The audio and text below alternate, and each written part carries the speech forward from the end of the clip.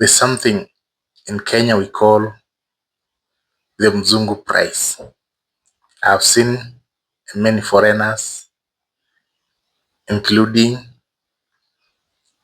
Africans from other countries, complaining that what they pay for items is different from the price the locals pay. And it might be true, it might not be true.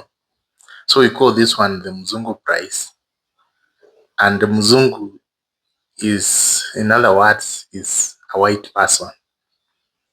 So they used to believe that when a white person goes to buy something, Kenyans believe that he has more money.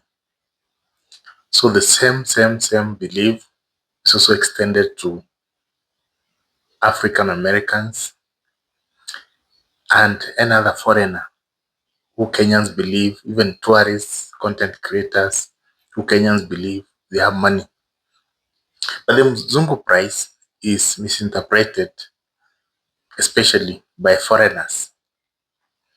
When you go to a new place, a new country, a different country, they have their own systems of doing things. The same applies to Kenya. The ways in which we do business. When it comes to prices, if you go to the supermarket, they have fixed prices. Even if you are a Mzungu, a white person, or a Kenyan, or a foreigner, the price that you of a product is the same. You will never be overcharged.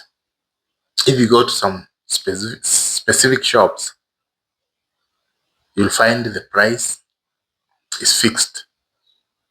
If you go to some hotels, or even all hotels, prices are fixed, except these vibandas, the street ones. So the Mzungu price normally applies in the streets and is not specifically for Mzungu, it's for even other Kenyans. The way we operate, those people selling items, we normally quote double the price of that product. So Kenyans who know the system understand that. So if you are told something is $20, you have to bargain. You say that I have, let's say, $7. Then you start negotiating from there. Normally, the item is half the price. So if you are not a local, there are high chances that you'll complain that you're overpriced, because you generally know that a certain product or a certain item, when I'm in my country, this is the price of that item. So if you know that the price is $10 and in Kenya they sell $50, then you start thinking you're overcharged and it is the Mzungu price. That is not the case. So in the streets, what you do, if a trader tells you a price of a certain product, make sure that you quote half that price. Don't just pay what you have been told to pay.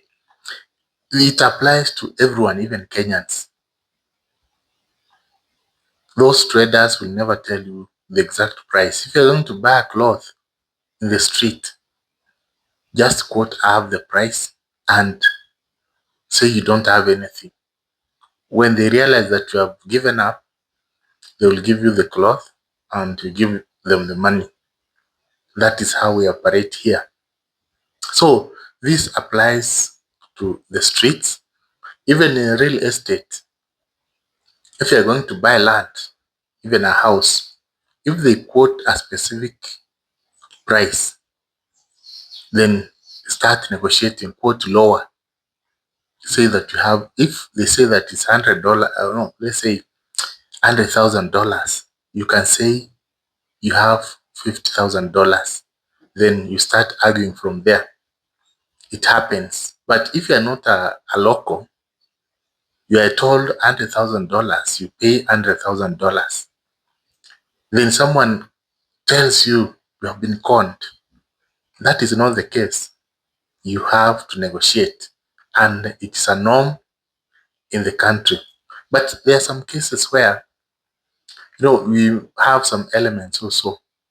When they see that you have an accent or you're not from the local, you are a white person, they'll try to exploit you. And that's where you find people who have been in the country for long, they know how to treat such people. They go with a local, then that local person will negotiate for you, especially if you're buying land, especially if you're buying property. That is what happens. But when it comes to supermarkets, malls, when it comes to hotels, they have specific price for everyone going to that place. So that happens. But where you can easily be conned is in the transport industry. If you're not keen, if people are paying $100, let's say $10, you might even pay $30, and nobody will tell you. They usually con where they don't have specific prices. You can be conned, but it's just a small amount. But all these other places, we don't have the Mzungu price. We have specific price for everyone. So if you want to buy products where you are comfortable of what you are charged, just go to malls, supermarkets, go to these big retail shops, these big brands. They have quoted the price there, and they will not charge anything more. Go to these big hotels, well established.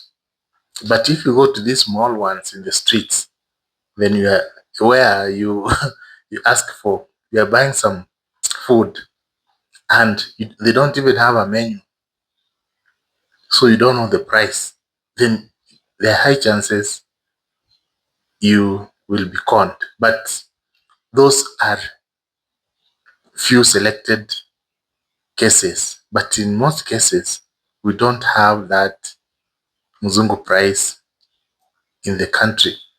So once you come, understand how we operate, negotiate if possible if the price is not quoted in that item.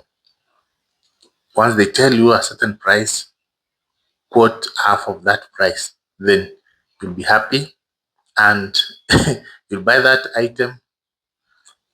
And the other thing that you should know is that in the streets, when you're buying items in the street, there are high chances you might not buy the original item. We have so many imitations.